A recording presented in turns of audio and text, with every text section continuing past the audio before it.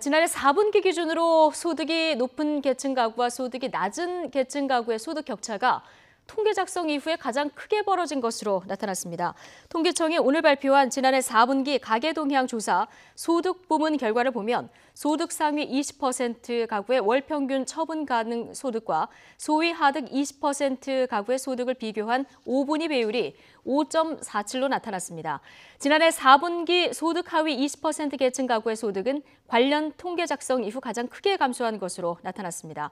소득 1분위 가구의 월 평균 소득은 123만 8천 원으로 1년 전 같은 기간보다 17.7%가 줄었습니다.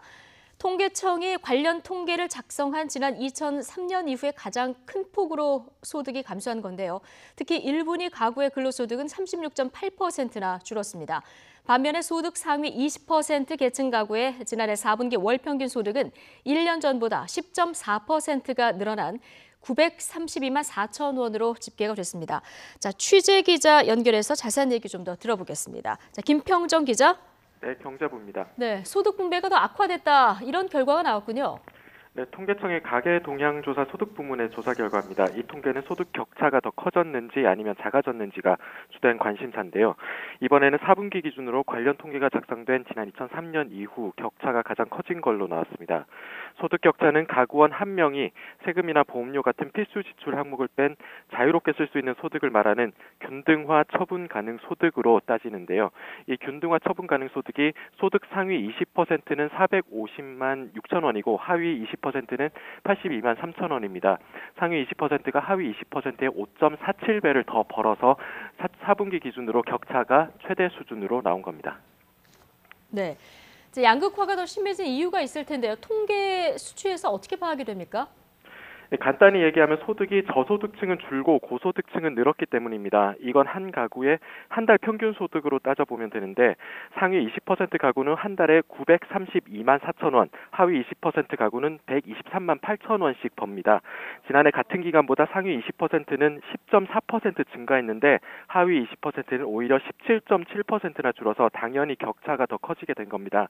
소득 하위 20%는 가구원 가운데 취업자 수가 전년 동기보다 줄어서 근로소득도 감소했고 자영업 같은 사업소득 역시 줄어든 것으로 나타났습니다. 네, 역시 일자리 문제가 소득 격차 악화에 영향을 미쳤다. 이렇게 볼 수 있겠군요. 네, 취업한 가구원 수가 고소득층은 별로 변화가 없는 반면에 저소득층으로 갈수록 더 많이 줄었습니다. 통계청 역시 고용 문제가 소득 분배 악화에 영향을 미친 것으로 보고 있습니다. 직접 들어보겠습니다. 2018년 중에 고용 상황이 특히 한 개의 일자리를 중심으로 해서 좋지 못했던 것이 소득 분배 상황이 악화되는 큰 요인으로 생각을 하고 있고요. 또 소득 20%에서 40% 사이 가구도 사업 소득이 18%나 준 것을 보면 자영업자의 위기도 소득 양극화 심화의 한 요인을 차지하는 걸로 보입니다.